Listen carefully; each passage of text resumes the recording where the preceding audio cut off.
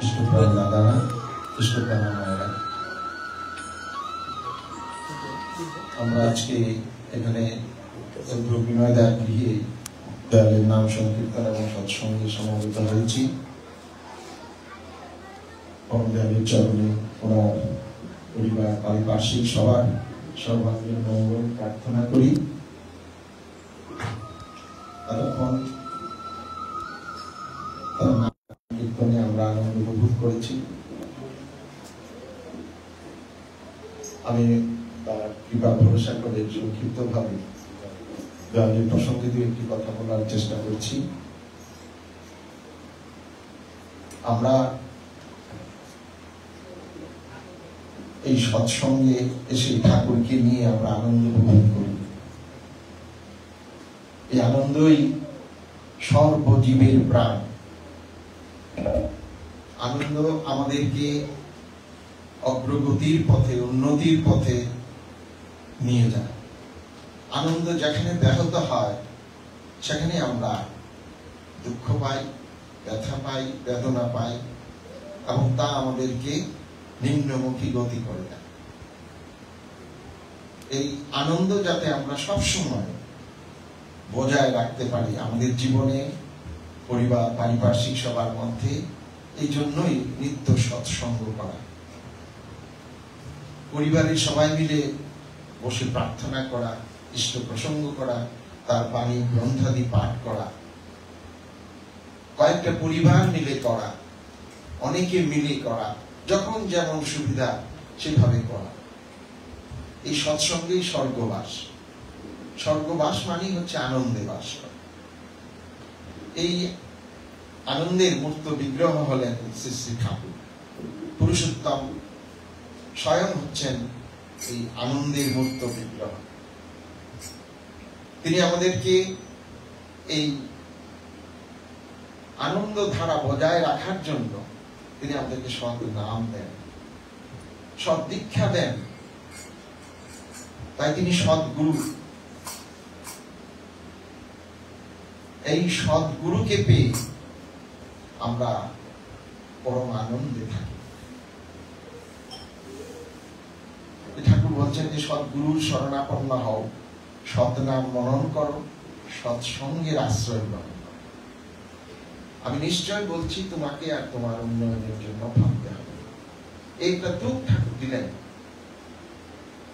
এই সৎগুরু যে শরণাপন্ন হয়েছে, সৎ নাম যে গ্রহণ করেছে, সৎসঙ্গের যে আশ্রয় গ্রহণ করেছে, তার দিক উন্মুক্ত, সে অবাধ হয়ে উন্নতির পথে, ইষ্ট পথে চলতে পারে। সৎসঙ্গীদের জীবনে তাই সৎসঙ্গীরা অবাধ হয়ে সর্বত্র পরমপিতার কথা বলে বেড়ায়, যাজন করে বেড়ায়। নিজের এবং অন্যের বাঁচা মারা যাতে অক্ষুণ্ণ থাকে তার জন্য প্রত্যেকের মধ্যে ইষ্টকে প্রতিষ্ঠা করে চলে, এবং অন্যের মধ্যে ইষ্টকে প্রতিষ্ঠা করার আগে আমাদেরকে নিজের মধ্যে ইষ্ট প্রতিষ্ঠা করতে হয়। নিজে সৎ দীক্ষায় দীক্ষিত হয়ে গুরুর প্রতি অনুরাগ নিয়ে চলতে হয়। নিত্য তার নাম ধ্যান করতে হয়। দুই বেলা তার প্রার্থনায় বসতে হয় সবাইকে নিয়ে। তার দেওয়া গ্রন্থগুলো, বাণীগুলো পাঠ করতে হয়। এগুলি করার মধ্য দিয়ে আমার ভেতরে উন্নত চেতনার জাগ্রত হয়। আমি আনন্দ পাই, আমার কাছে যারা থাকে সবাই সে আনন্দ পায়। ঠাকুর বলছেন যে এই আনন্দই সর্বজীবের প্রাণ, এবং এই আনন্দকে আবাহন করতে হয় ত্যাগ দিয়ে, তপস্যা দিয়ে, কর্ম দিয়ে এবং সেবা দিয়ে, চোখের জল দিয়ে।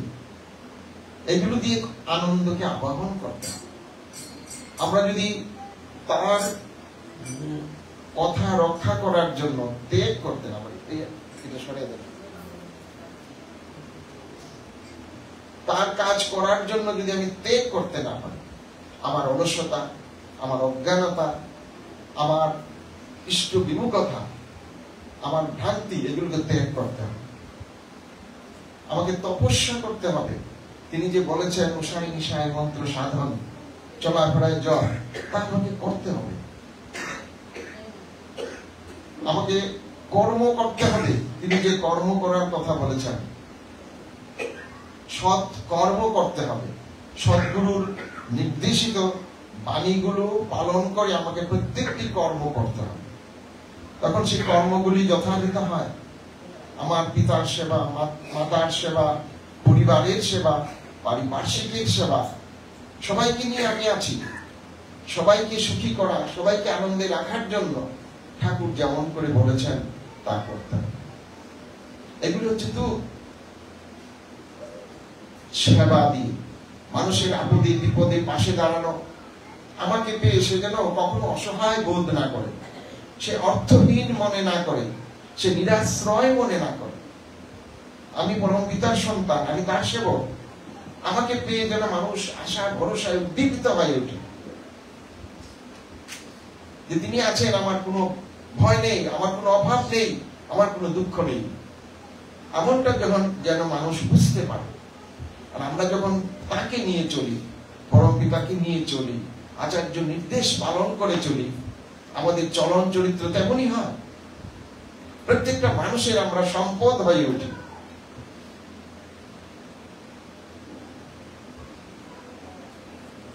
এমনকি ঠাকুর বলছেন চোখের জল। চোখের জল কেন? যে তার দয়াটা আমরা তখন অনুভব করতে পারি।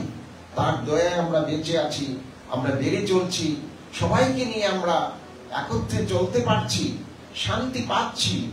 এটা অনুভব করে আমার চোখ দিয়ে জল আসে। প্রভু তোমার কত দয়া, তোমার দয়ায় লোভেছি জনম, সকলই পেয়েছি আমি সব পেয়েছি তোমার দয়া। এই বোধটা আমি আমার ভিতরে যখন জাগ্রত হয়, চোখ থেকে জল আসে। তিনি আমি না চাইতে, সে যে না চাইতে সকল দিয়ে সন্তানেরই মন ভোলা। তিনি সব দিয়ে, তিনি আমি আসার আগেই আমার ক্ষুধার অন্ন, আমার আশ্রয়, পিতা মাতা, ভাই বন্ধু, আমার দাঁড়ানোর জন্য এই ভূমি, সবকিছু আগের থেকেই তৈরি করে রেখেছেন। এই আলো বাতাস সমস্ত কিছু আমারই প্রয়োজনের জন্য সব তিনি করেছেন। তো এইটা যখন আমরা ভাবি, চিন্তা করি, চোখে জল আসার কথা। চোখের জল দিয়ে, সেবা দিয়ে, কর্ম দিয়ে, ত্যাগ দিয়ে, তপস্যা দিয়ে সেই আনন্দকে আবাহন করতে হবে। যেখানে এগুলো নাই সেখানে আনন্দ নাই। অনেক ধন থাকতে পারে, অনেক সম্পদ থাকতে পারে, অনেক উঁচু উঁচু বাড়ি থাকতে পারে, গাড়ি থাকতে পারে, কিন্তু আনন্দকে যদি রাখতে হয় আমার জীবনে, তাহলে আমার জীবনে এই যজন যাজন ইষ্টপ্রীতি স্বস্তি সদাচার দরকার। তাকে নিয়ে হচ্ছে আনন্দ। আজকে তিনি কোথায় হিমায়তপুরে এসে আবির্ভূত হয়েছিলেন, সেখানে লীলা করেছেন, তারপর পরবর্তী লীলা পুণ্যধাম দেওঘর। আজকে তিনি কোথাও ঘুরে বেড়াননি, লক্ষ লক্ষ কোটি কোটি মানুষ তার কাছে গিয়ে আশ্রয় নিয়ে ধন্য হচ্ছে। তার নাম গানে মাতোয়ারা। আজকে আমরা কোথায় শত শত মাইল, হাজার হাজার মাইল দূরে তার নাম গান করছি, তার গুণগাথা কীর্তন করছি, তার বাণী পাঠ করছি, সৎসঙ্গ করছি। এটা তার মাহাত্ম্য, এটাই তার প্রেমের মাহাত্ম্য, তার ভালোবাসার মাহাত্ম্য, তার দয়ার মাহাত্ম্য। তিনি নিত্য এই দয়া করে চলেছেন। ঠাকুর বলছেন তিনি তো দয়া করে চলছেনই, এবার আমার দয়ার পাল। তিনি দয়া করে ধরা দিয়েছেন, আবির্ভূত হয়েছেন, দীক্ষিত করেছেন, এত বাণী দিয়েছেন, এত নির্দেশ দিয়েছেন।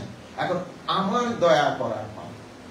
আমি যেন দয়া করে এই নাম গ্রহণ করি, এই নাম স্মরণ করি, মনন করি, সদাচার পালন করি, তার দেওয়া বাণীগুলো পাঠ করি, একে অপরকে শোনাই। এর দেখলে ঠাকুর প্রীত হন, নন্দিত হন। তিনি বুঝতে পারেন যে আমি তাকে ভালোবাসি, তার কথা পালন করি, পালন করার অন্তত চেষ্টা করি, তার কথায় একে অপরকে আমরা পরিবেশন করি। তিনি যখন এটা দেখেন, শোনেন, তখন তিনি আনন্দ পান, তৃপ্তি পান, এবং আমাদের জীবনটা তখন পরিচ্ছন্ন হয়ে ওঠে। একটা সুন্দর সুনিয়ন্ত্রিত জীবনের অধিকারী আমরা। আমাদের জীবন থেকে রোগ, শোক, দারিদ্র ইত্যাদি যন্ত্রণা, এমনকি মৃত্যু উধাও হয়ে যায়, আমরা অমৃত আহরণ করে অমৃত জীবন লাভ করি। নয়তো আমরা দেখি যে মানুষ অযথা অনেক কিছু থাকা সত্ত্বেও দুঃখের মধ্যে পড়ে থাকে। ঠাকুর এসেছেন প্রত্যেককে উদ্ধার করার জন্য। আমরা যদি উদ্ধার চাই, উদ্ধার মানে হচ্ছে উৎকৃষ্টকে ধারণ করা। এই জগতের মধ্যে উৎকৃষ্ট হচ্ছে সদ্গুরু, সৎনাম এবং সৎসঙ্গ। এই সদ্গুরু, সৎনাম এবং সৎসঙ্গ হচ্ছে উৎকৃষ্ট। এই উৎকৃষ্টকে যদি আমি ধারণ করি, আমি পালন করি, আমি অনুসরণ করি, নিষ্ঠা নিয়ে চলি, ইষ্ট স্বার্থ প্রতিষ্ঠার ধান্দা নিয়ে, তখন আমি উদ্ধার লাভ করি। উদ্ধার কখনো তিনি এমনিতে করতে পারেন না, উদ্ধার হতে হয় আমার কর্ম দিয়ে। তাই উৎকৃষ্টকে যদি আমি ধারণ করি, আমি উদ্ধার পেতে পারি। যে যজন যাজন ইষ্টভৃতি পরায়ণ, স্বস্তিনী সদাচার পরায়ণ, উৎকৃষ্টতা তার কাছে বাস করে। উৎকৃষ্টতা তার মধ্যে থাকে। এবং যে উৎকৃষ্ট, সে হয় অমৃত। তার কথা শোনার জন্য, তার সঙ্গ করার জন্য, তার কাছে থাকার জন্য মানুষ লালায়িত হয়। আজকে আমরা ছুটে ছুটে দেখ হয়ে যাই কেন? সেখানে গিয়ে আমরা আচার্য সঙ্গ করে আমরা অমৃত লাভ করি। তাকে দর্শন করে, তার কথা শুনে, তার কাছে বসে। কারণ তিনি সব সময় ইষ্টময় হয়ে আছেন, ইষ্টকেই পরিবেশন করে চলছেন। নিজের জীবন দিয়ে, বাক্য দিয়ে, কর্ম দিয়ে, চাউনি দিয়ে, সেবা দিয়ে, সবকিছু দিয়ে তিনি ইষ্টকেই বিতরণ করে চলছেন। প্রত্যেকটা মানুষের যাতে কল্যাণ হয়, মঙ্গল হয়, তাই করে চলছেন। তাই তার কাছে আমরা ছুটে যাই বারবার, তাকে দর্শন করে তৃপ্তি লাভ। হাজার হাজার মানুষ এত দূর দূর থেকে কষ্ট করে যায় কেন? সেখানে গিয়ে একটু প্রণাম করে, একটু দর্শন করে মানুষের তৃপ্তি, মানুষের প্রাণ জুড়িয়ে যায়। এই যে প্রাণের খোরাক, প্রাণের রসদ, জীবনের রসদ আমরা তার কাছে পাই। এই জন্য নিত্য আমরা প্রার্থনায় বলি, সাধু সঙ্গ মহি দেওনিত পরম গুরুদাতা। নিত্য আমি যাতে সাধু সঙ্গ করি, সাধু সঙ্গ করলে আমরা সেই অমৃত লাভ করতে পারি। এই অমৃত আমাকে অমৃতেরই অধিকারী করে দেবে, জীবনের অধিকারী করে দেবে। বাধা বিপত্তি, ঝড় ঝঞ্ঝা যতই আসুক, সবকিছুকে অতিক্রম করে আমরা জীবনের পথে চলতে পারি।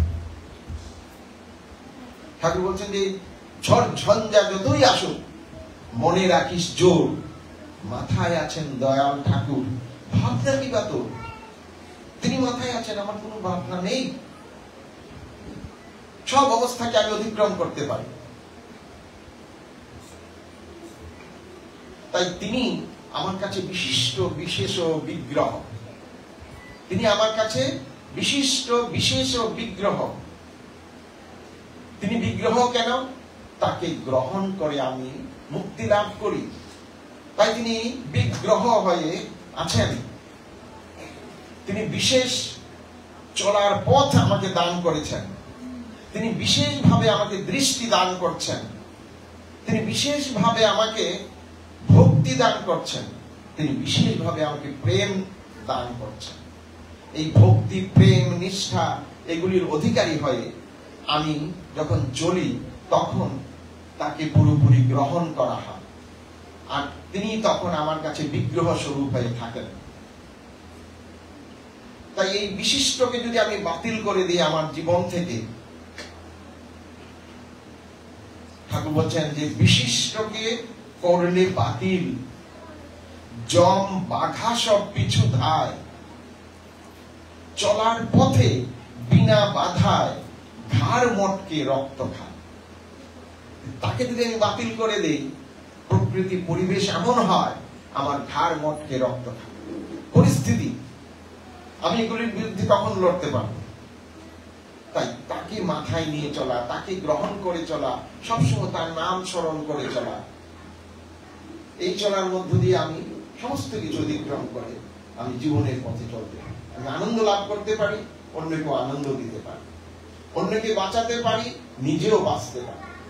যেটা ধর্মের মূল কথা, অন্যে বাঁচায় নিজে থাকে, ধর্ম বলে জানিস তাই। যা ইচ্ছা তাই করবে তুমি, তা কিন্তু চলবে না। ভালো ছাড়া মন্দ করলে পরিস্থিতি ছাড়বে না। তিনি যা বলেছেন তাই আমাকে করতে হবে। তাকে ভালোবেসে তার দিকে লক্ষ্য রেখে নিজেকে সাজাতে হবে। আমরা যখন নাটক করি, যে পাঠটাই করি, আয়না দিয়ে ভালো করে দেখে সেই রকম সাজি। রাজার পাঠ হলে রাজার মতো সাজি, রানীর পাঠ হলে রানীর মতো, মন্ত্রী হলে মন্ত্রীর মতো সেজে গুজে তারপর স্টেজে নামি। কিন্তু আজকে আমি যে সংসারে, আমি যে কেউ পিতা, কেউ মাতা, কেউ ভাই, বন্ধু ইত্যাদি হয়ে আমি একটা অভিনয় করছি, আগে ভালো করে নিজেকে সাজিয়েছি কিনা, আমি আদর্শ পিতা কিনা, আমি আদর্শ মা কিনা, আমি আদর্শ সন্তান কিনা, সেইভাবে নিজেকে চিন্তা করে নিজেকে সাজিয়ে তারপর যখন আমি সংসারে থাকি, তখন নাটকটা জমে ওঠে। আমি নিজে আনন্দ পাই, যারা দেখে এই পরিবারে পরিবেশে তারাও আনন্দ পায়, যে মানুষটা আসল মানুষ, আসল পিতা, আসল মাতা, আসল ভাই, আসল বন্ধু। কারণ এই মানুষটা তার দিকে লক্ষ্য করে নিজেকে সাজিয়ে নিয়েছে, তাই তাকে অনুসরণ করতে হয়। তিনি গুরু হয়ে আছেন আমাদের সবার কাছে। আমাদের সবার জীবন পরিপূর্ণ হোক, আমরা একটা আদর্শ মানুষ হই এবং জগতের বুকে আদর্শ মানুষ হয়ে তার মনের মতো হয়ে উঠি। তিনি প্রীত হন, নন্দিত হন, আচার্যদেব প্রীত হন। তাদের অজস্র আশীর্বাদ আমাদের সবার উপর বর্ষিত হোক। আমরা সুখী সমৃদ্ধ জীবনের অধিকারী হই। সবার মঙ্গল প্রার্থনা করে আমি শেষ করছি। জয়।